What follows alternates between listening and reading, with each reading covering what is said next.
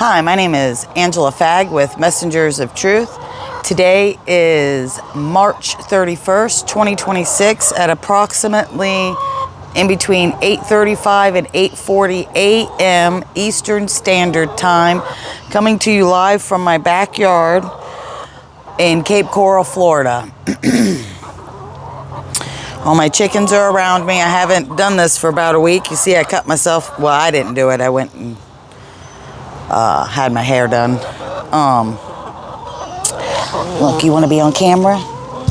You see her? Oh!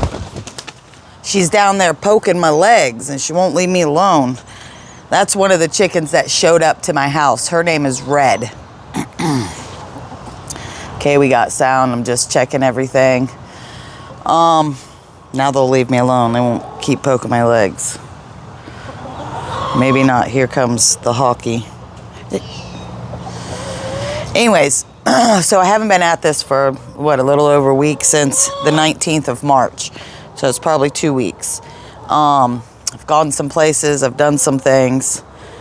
Well, the last couple days, I've been trying to contemplate on how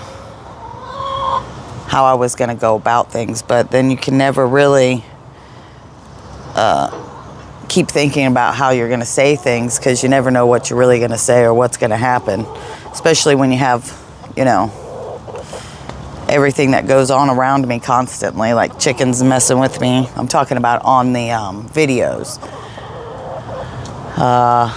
Rainbows coming out of nowhere, hawks flying over, just different things that happen. You have to watch all the videos too, see the different things. If I would have came out earlier, you would have seen where the sun is. It has moved, but you can't really tell. It's a little higher in the sky. So tomorrow morning, because I told you Tuesday, Wednesdays, and Thursday mornings, it might become more than that. I'm not sure yet. I'm just going to go with it. So once again, my name is Angela Fagg. That's a name, not a lifestyle. I did make a video on what the name actually means, Fagg. And a lot of Americans don't know this, but maybe you should start educating yourself more.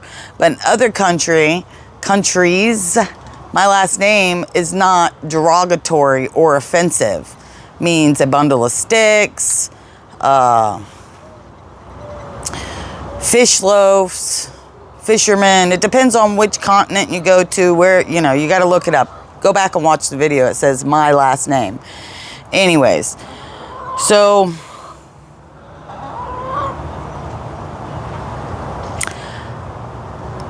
I don't know how long ago it was. I've been making these videos for a while now, but it was a little while ago.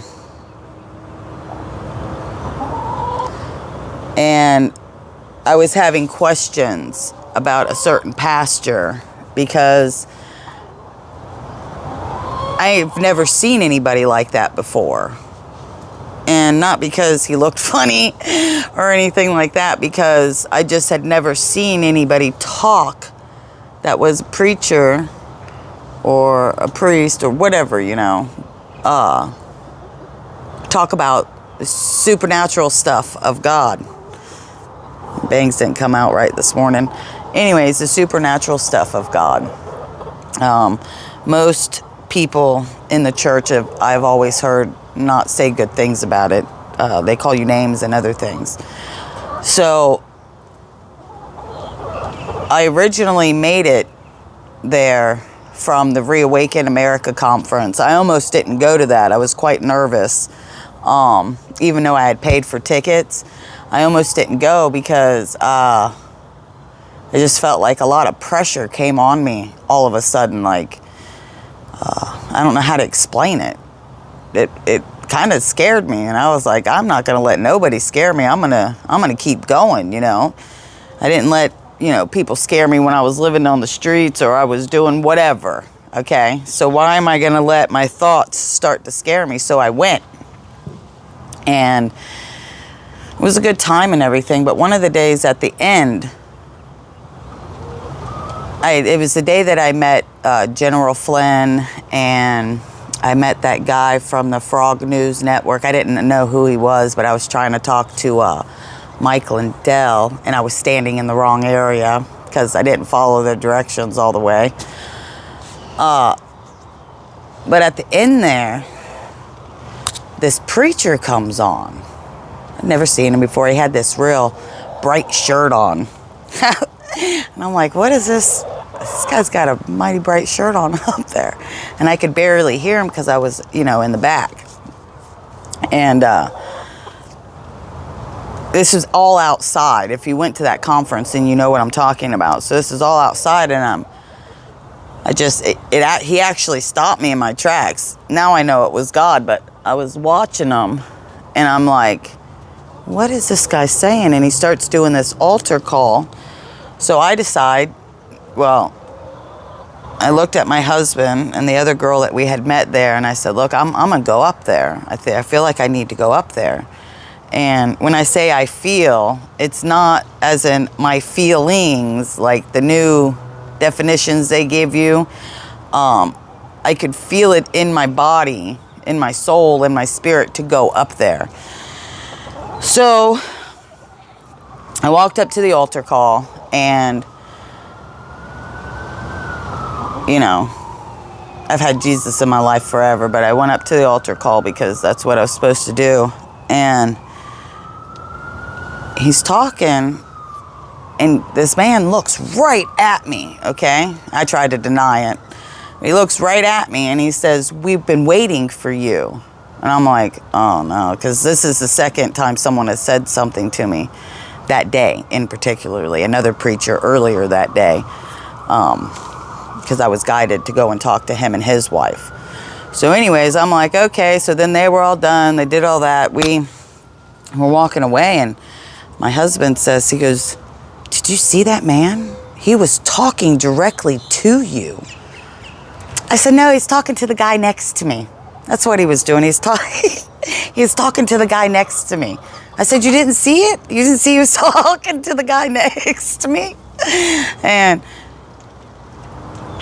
Jimmy's like, no, he was talking to you. And the girl's like, no, he was talking to you. He looked directly at you. And I'm like, I'm telling you, you guys saw that wrong. He was, he was talking to the other guy. Well, I contemplated on that for a long time, and all this stuff was coming to me, and I'm like, this doesn't make any sense, And then finally, after, this has been over the last 5 years, 6 years, something like that, since that conference. And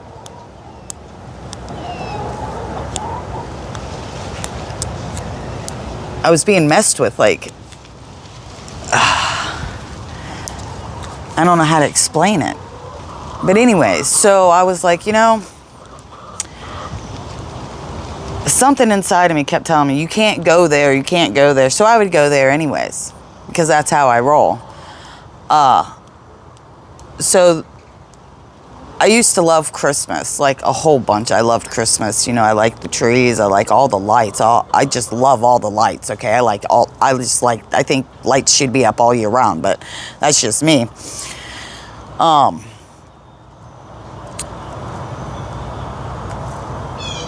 And they were having a big, they call it the Christmas extravaganza. And I was like, you know what?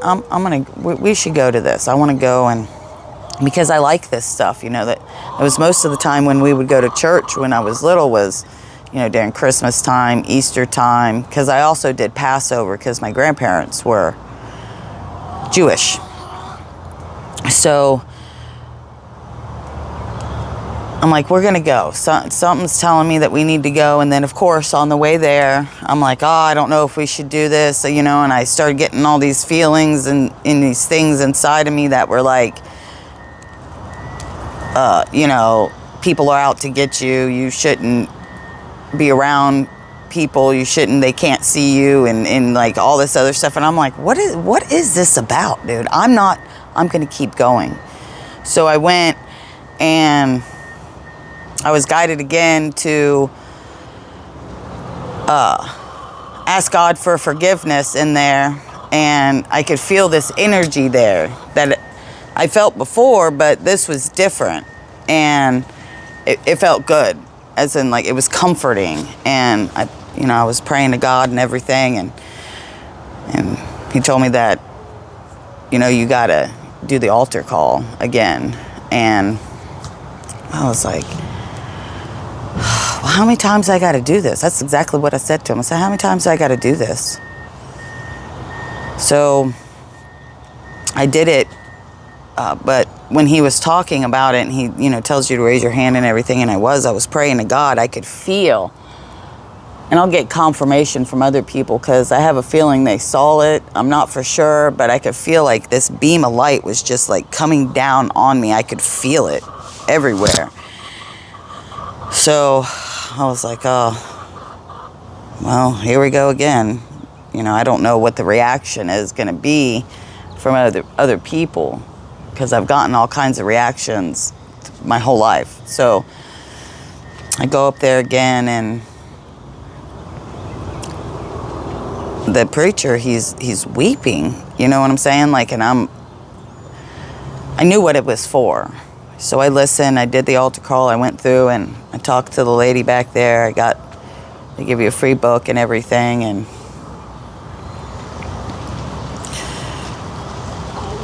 so then we went back another time because they had contacted us and asked us if we wanted to be baptized.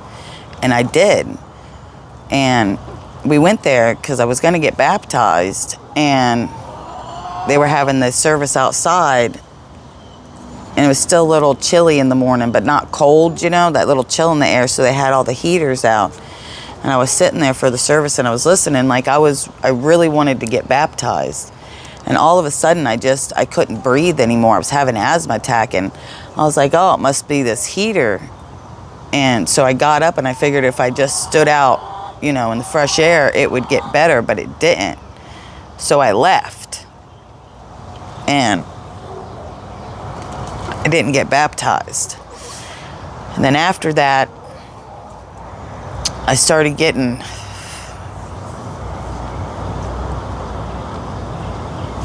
I'm going to try not to cry. But after that, I started getting all these, it's so hard to explain the torture that the devil puts on you. Waking up in the middle of the night being choked. Not waking up because I'm awake. I'm waking up because I'm being choked. All these horrible things I'm seeing, and they were pushing this preacher. They were pushing him in my dreams and everywhere, making him look like he was some crazy musician, like not musician, like a wizard. You know what I'm saying? Like he was some kind of bad magical guy, and it affected me bad, and I was trying to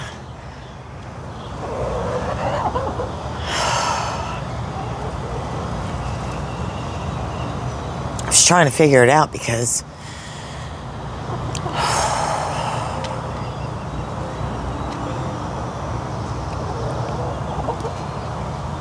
in one moment it didn't feel right, because when I would watch his Sunday services or anything, I could tell that this man was like me. And then when his wife would talk, I could tell, like that I'm not crazy, you know what I'm saying? And this was before. So in one of my videos, I had said something about him, and I was being tortured at that time.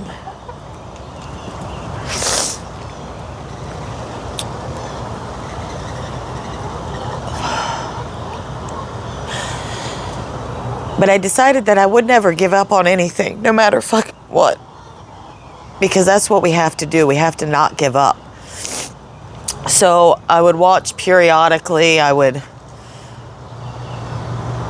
Last year they had a women's conference, and I watched a little bit online, and it touched me, and I was like, I'm going to go next year.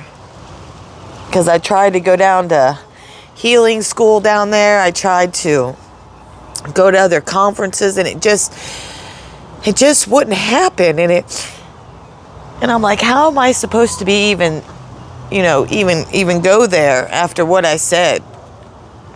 And if you want to know what I said, I'm not going to take the video down, because we have to learn from our mistakes. And to grow into a bigger and better person, other people have to see your mistakes as well. And you can't just take them away so nobody can see them, So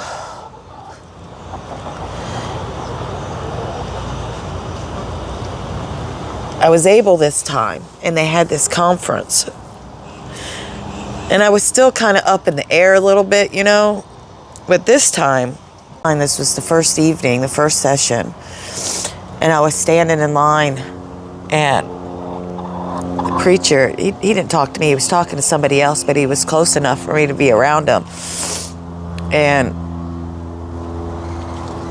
I knew then at that moment that,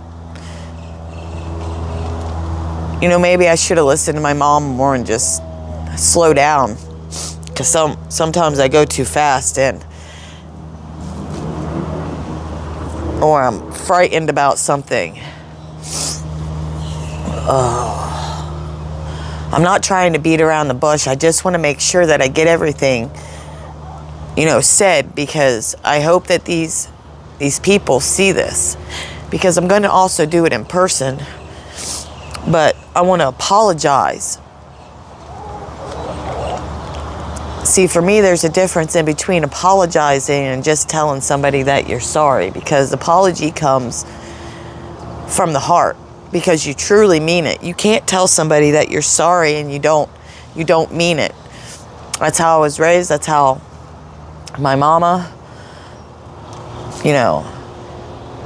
say what you mean, say what you mean and mean it.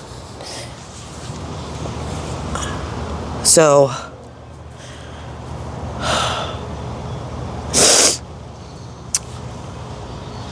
I want to apologize to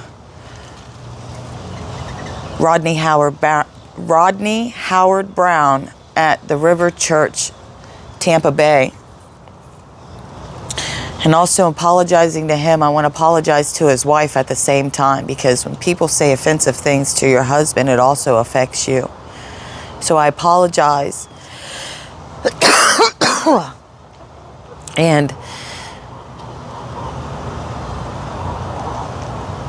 I do need help. But it's not about financial help for me. It's about spiritual help. And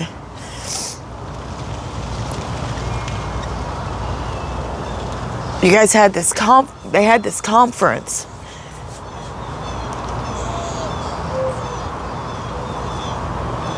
And I'm very nervous around large crowds of people. This is something new for me, since I've learned a lot about myself since I quit drinking. And I'm actually not a very loud person. Sometimes I can be, but I'm not actually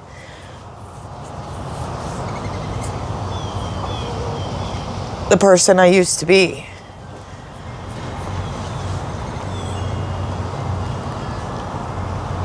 So this women's conference was called Beautiful. And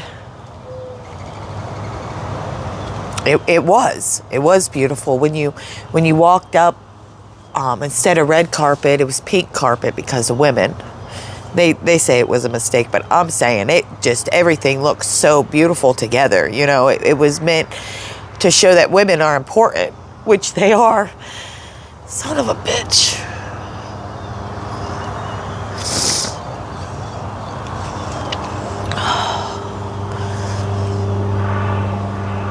And all the people there were so nice.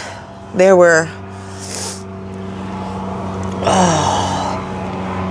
so nice. Everybody was.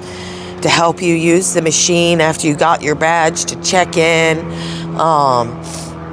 There was people everywhere, workers for the church, and you could tell them, well, Not necessarily with all the nice dresses all the women were wearing. I mean, there was just beautiful outfits everywhere, and I felt very underdressed with my jeans and a t-shirt. But there was beautiful outfits everywhere, and then that's how the people that belong to the church also dress. So there was nice men, you know, young men, older men in suits that you could ask questions for or to. There were security guards that didn't look like security guards, but that you could tell. They were big, buff men in suits, you know. And there was a few that were dressed like, you know, they were the security. There was a few cops there too. So that made it feel very safe. And all the women were just, everybody was caring. I sat with a few different women. Some people asked to sit at my table with me, which was nice, you know, and because I was alone. And so the first night was great. I was tired. I went the next morning, which was last Thursday morning. That was great also. And I didn't go at the nighttime because I don't feel like I should go out at night by myself. There's a lot of things going on in our world, and it's not that I'm afraid. I just rather take better precautions than what other people think. I'm not out here partying and drinking and all this other shit. I don't need to be outside. So Thursday morning was, you know, good, and a lot of people were getting touched by God. And Friday morning, I was sitting in the back, and I had a good night's sleep Thursday. I felt better than what I, you know, felt on Thursday because I was just tired from traveling there, and I mixed my whole schedule up. I didn't pay attention, so it was just the thing. So I was tired. So Friday morning, I wasn't tired. And I got there, I got to have some coffee. I met a nice lady named Alicia. I met a lot of nice ladies, but she stood out to me next to that coffee, and another lady stood out to me because I got her number. But this lady, Alicia, we were standing there, and there's all these people getting their coffee, you know, to get in there, and we're trying to make sure we don't miss out on our caffeine. And she was so pretty. She had, her eyes matched her smile.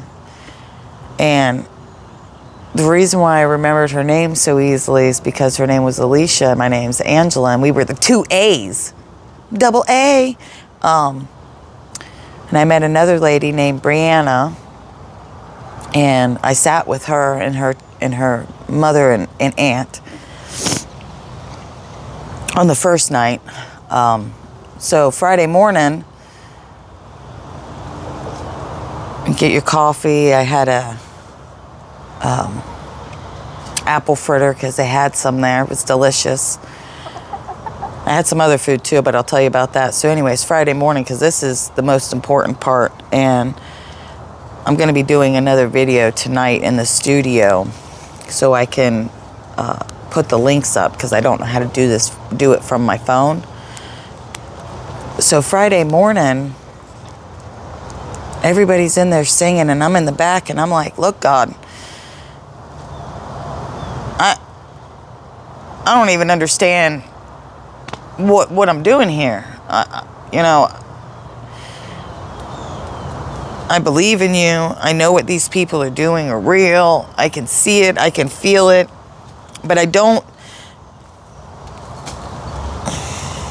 need to see it more because I'm not fully believing with my eyes. You just got to show me. You got to show me all these women getting healed. You got to show me more. You got to show me the truth. You got to show me. I need help here. I don't want to.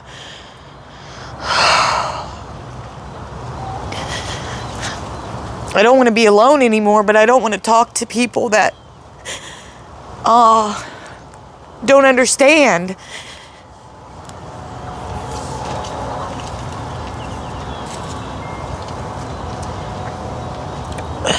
Please, Jesus, help me with this. That's what I kept saying. Just please, just show me. And Adonica came out, and I'll tell you right now that she came out, and I don't even remember all of what she said, exactly how she said it, but it was just like that whole place. The energy just went from good energy to out of this freaking world, dude. And she said something, and it was something that I had said, you know, but I know that she doesn't know me like that or anything, so there's no way that she would know that I had said that. And that's what my carnal mind was telling me. And she came out and she said, you know those women that go up to those mountains and they want to scream all their aggression out. She said, how about we do a yell at Jericho? And that whole place just like, I don't even know how to explain it. And all the women started hollering, and it wasn't like when you hear like a blood curdling scream. It was like, and I was hollering, you know, woo! And this chick started. Someone was calling. This chick started running around, and Adonica was running around, not running, but you know, she was all over the place, and she was healing people, and people are gonna have babies, and it's like I'm watching it, and like, oh,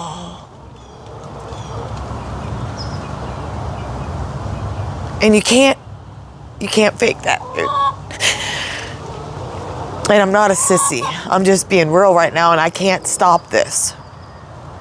So, and it just kept going and going, and you could feel the people, and I just kept praying, God, just heal those people. Heal all those people. Please just heal them all.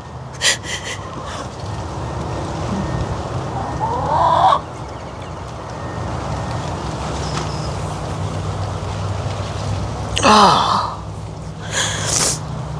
That place was, that Friday morning, it was like everything changed. I started looking around at all these women, and they had these babies strapped to them. There were so many babies. And I'm telling you this because I've had a lot of doubt lately. There's so many babies, and there was pregnant women everywhere, and they were all dressed so pretty, and Rodney came out, and Rodney Howard-Browne came out, and 2 days he gave lunch away to everybody, and I mean, like, they wasn't just like regular lunch. The one Studio B, they were giving out steak dinners, like not dinner, it was lunch, but steak. The first one was a teriyaki.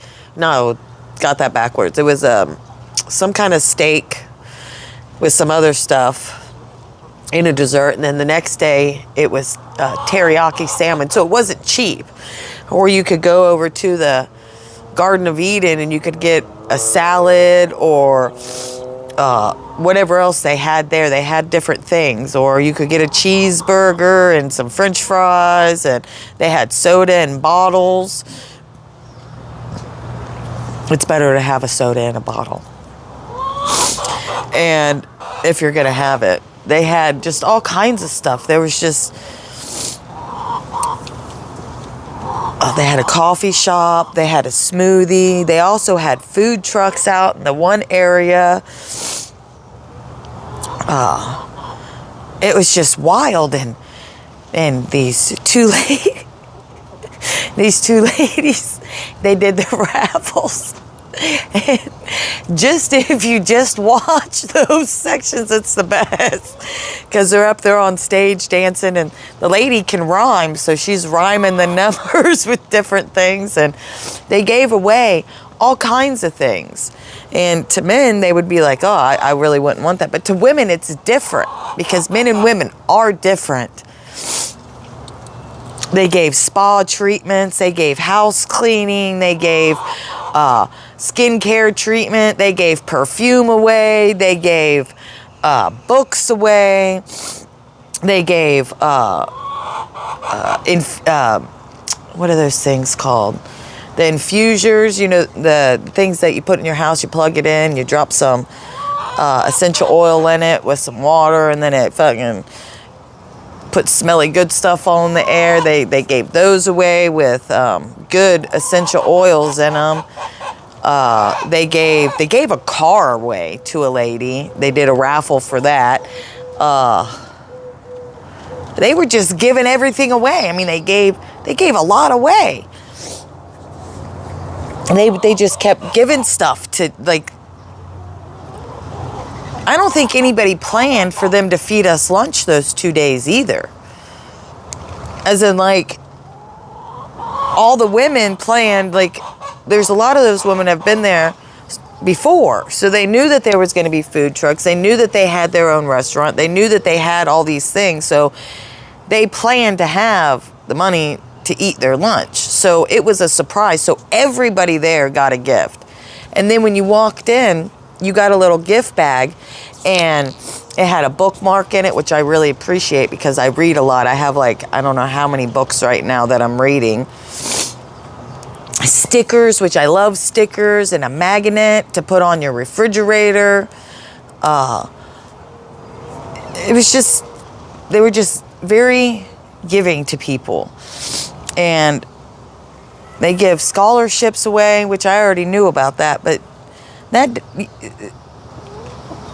like, I don't even know how they come up with to be able to give all those things away, because when you start to look up on how much stickers cost, and they weren't just, oh, we bought this pack of stickers and shoved them in there. Everything was made specifically for this conference. It said beautiful on it.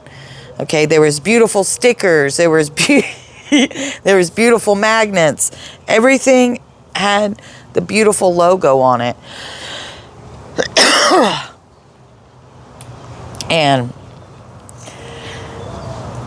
I've never seen that many women in an area since I was a kid. I used to go to women's conferences with my mom. She was on a sorority, so I don't think they were conferences. They were just women get-togethers. And so it's like 30 years, more than that. And it was nice. I didn't see any grumpy women. They said there were some there, which doesn't surprise me because there's, you know, there's always got to be an asshole in the group. But everybody I came across was nice. They're very helpful. Like, now I know that next year, because I will be going next year, I know now that when they send you the email confirmation that you signed up, because it's a free conference, just so you know, it's free to get in, everything's free. But at the very end, they have one thing that's paid, and it's a women's luncheon. And I didn't get to go to that because I didn't know about the email. Well, I knew about the email. I didn't look, okay? So I missed out, but next year I will not miss out. And it was amazing. And that's kind of strange coming from somebody who doesn't hang out with women. But I learned a lot. There was so much knowledge to be gotten. And you just had to listen with both your ears. The ones out here and the ones in here. And things made sense to me. And it helped me. And it's taken me, today's Tuesday, 3 days to make a video. I didn't know what to say. I don't know.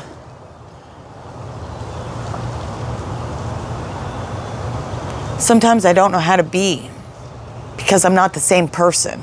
And people are expecting me to be this other person that I'm not. And I'm not going to be with those people anymore.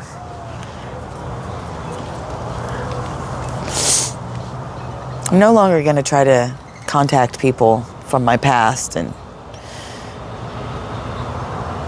I'm not doing it anymore. I have people that are in my future. I said one time in one of my other videos that there is a group of people out there and they have seeds, they have this, they have that. And I was being blocked constantly to live in my own prison because that was better for whatever he wants to call himself, this century, this decade, this whatever. Because they want to steal my light, you see. The devil does. He likes my light. But he can't have it. And he should have taken the note when I said a couple years ago when I was in complete misery. And I said, you know, you might want to leave me alone. Well, you probably should have listened because all you did was torture me and piss me off and make me dig in deeper. And Jesus knew that I would do that. You see, most people have criticized me my whole life about how I feel about things, but they never really asked me any real questions. And when you don't ask, Angela, the right questions, I will not give you the proper answer because you're not asking me. If I learn that way, then that's how I'm going to be. I don't have to tell people my everything about me. I never did. But they just assumed and made up stories. And I just rolled with it because I didn't care.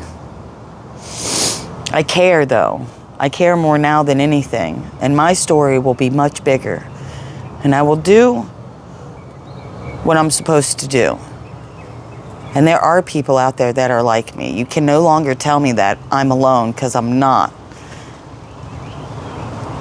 One, I know factual that Jesus has been with me this whole time now.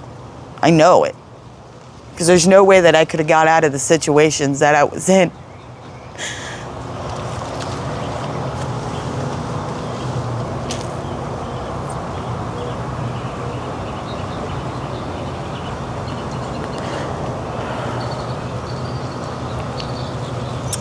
Some people from my past are going to say that they know everything about me, but they don't. They weren't with me living on the streets. None of them were. They don't know what happened. And I've never told anybody.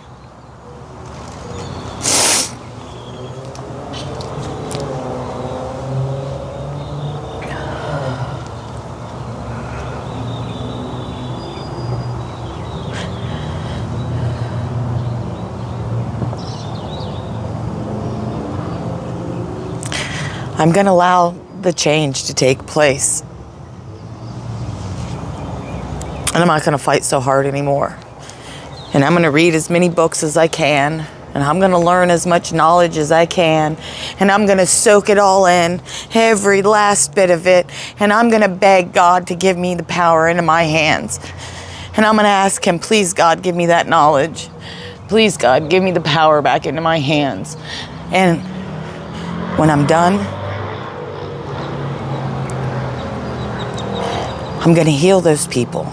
God is going to allow me. And I'll take the jail time. You can throw it at me. I've already been there. I've already been tortured spiritually and physically. It's already been done.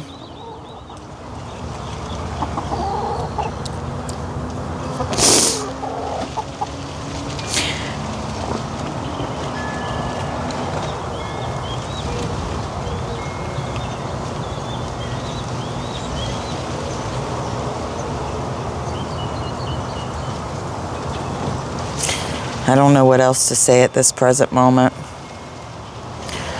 I know my bangs look, I curled them a little too much this morning. Now I've cried.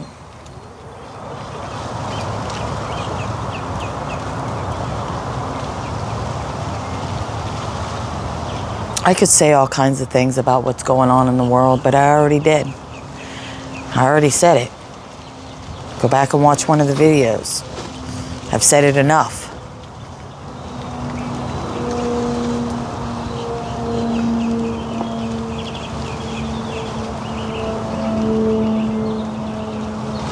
There's always more, you know.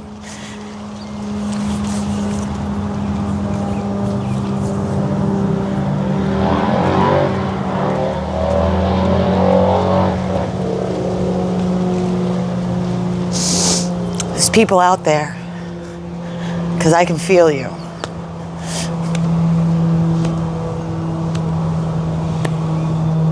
I understand. I really, truly do understand. Doesn't matter if you're a man or a woman, I understand. I understand what they did to you.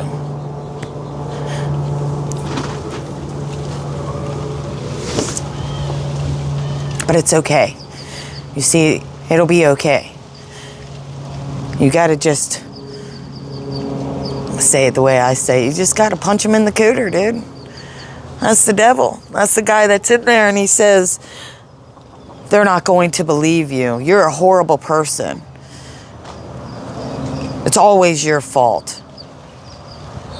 And then if you got somebody on the outside always telling you that, instead of telling you the good things about you, and they're always putting you down, calling you names, telling you you're worthless, accusing you of everything, the same shit over and over again, just get them away from you. We all have to do that. We all have to get those people away from us. And those are the decisions that are going to have to be made. Because I know that I'm not going to live in it no more. I'm refusing it. There's a lot that I'm saying no to. One thing I'm saying no to, and if anybody I know that watches this video that actually contacts me, asks me any of these questions anymore, you will be deleted and blocked completely out of my fucking life. No longer ask me for drugs. Don't ask me if I want to go and get some drugs. I can make so much money. I'm not fucking doing it, okay? Leave me the fuck alone. Leave me the fuck alone with it. I don't want your fucking money. I don't want none of it. When someone offers you $1 million, you tell them to go fuck themselves. And a lot of people right now are going to say, Angela, $1 million though? Listen, if that $1 million causes you to lose your fucking soul, and you're willing to hurt somebody over it, regardless of what it is, if someone offers you $1 million to come at somebody, you tell them to go fuck themselves. And if you're the type of person that's willing to do that to a friend or somebody that you know, you're a piece of shit. You take that money and punishment will come. You understand me? You take the fucking money, because you probably already took it. As a matter of fact, I'm just going to tell you, I know you fucking, you were taking it, but I wouldn't follow through with your fucking bullshit, right? I wouldn't let you set me up. I wouldn't let you try to get me to do shit. Go fuck yourself. That's righteous anger. It's not going to happen here, dude. I don't want none of that in my life anymore. I don't want people like that in my life. I don't want people who want to hurt other people for no fucking reason. Matter of fact, if you feel the need that you always have to hurt people, there's something fucking wrong with you. You know, saying something, oh, I'd punch that person in the face and you're just joking, that's one thing. But you can't keep saying it. Because guess what? Your words do mean something. I have to learn to speak differently. So other people have to learn to speak differently. This isn't a one-sided thing. So don't come at me with this no more.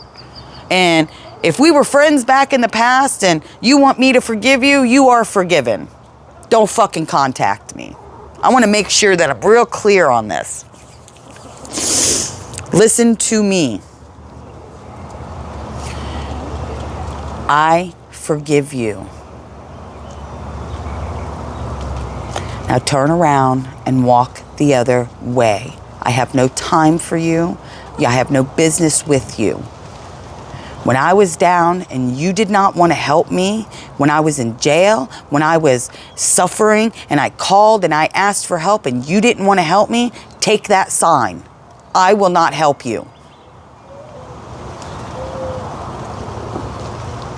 I forgive you, and I want you to leave me alone. I'm not going for your manipulation anymore of all your bullshit. I don't give a shit about your bullshit.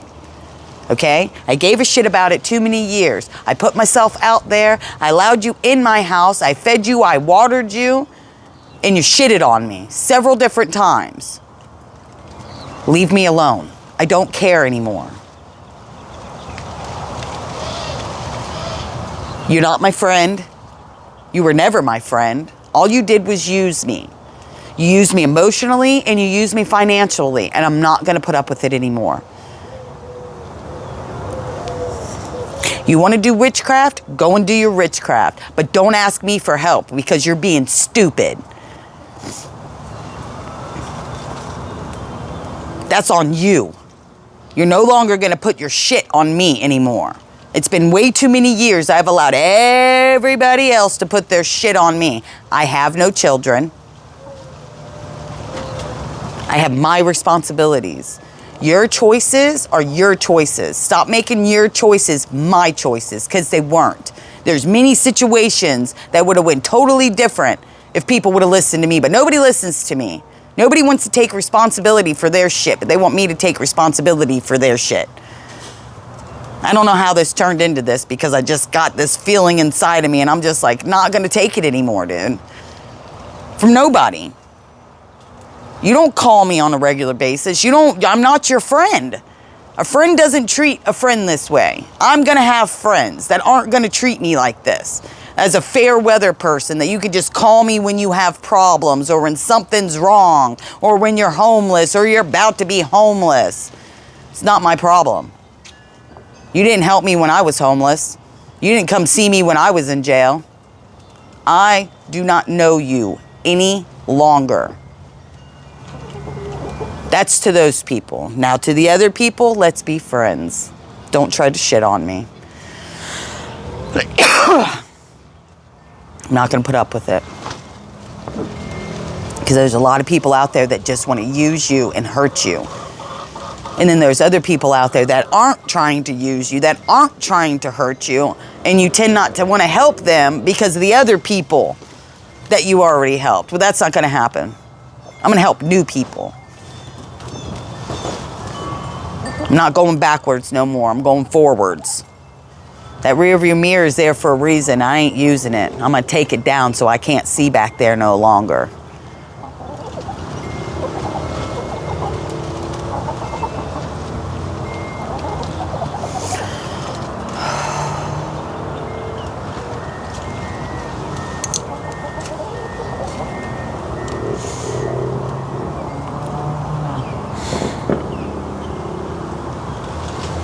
It's because I know they still watch.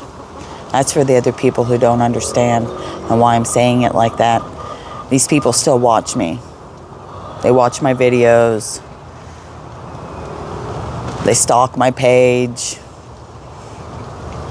It's ridiculous. If you wanted to be in my life, all you had to do was ring. Ring, ring. Hello. Actually, I answer it like this. Jews! Yeah, I say Jews. You know why? Because it's funny. Not all the time. I have different things that I say at different times because it's funny and it's fun to say things like that. On that note, I think I'm just rambling on now. I went from one to the other. Whatever, dude. You know, try to have a good day. All my rose bushes are having lots of flowers. So maybe I'll see you later on today and I'll show you that. I don't know. I'm not going to make any promises. Because I don't know what the day holds.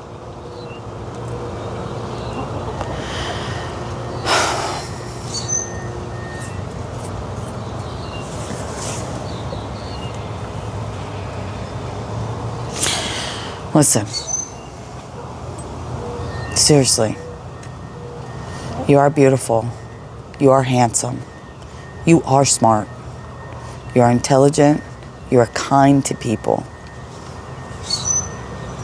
When people keep trying to tell you who you are, ask them who they are. The only person that matters who you are to is, well, there's two, God and Jesus. You were made perfectly. God did give you those gifts. They were meant to be used, not to be stuffed down. No one's told you today that I love you. I love you. Go outside, see a flower, see something beautiful that you love, that God's made, because He made this place for us, not for them. Okay? Try your best. Even if it's just a little thing, laugh about it. Sing a song, like this one. Ain't no one gonna break in my stride. Ain't no one gonna hold me down. Oh no, I got to keep on moving. You see? It's gonna be heavy at times. But just break out in song. Whatever it is that gets you going. Laugh. I hope something hilarious comes across your mind today and that it makes you laugh so hard like if you ate acid. People who've done drugs will understand that. The other ones, it's when your cheeks hurt real bad and your stomach hurts real bad. Okay. On that note, we gave a little education on drugs. Have a beautiful, wonderful, fantastic day.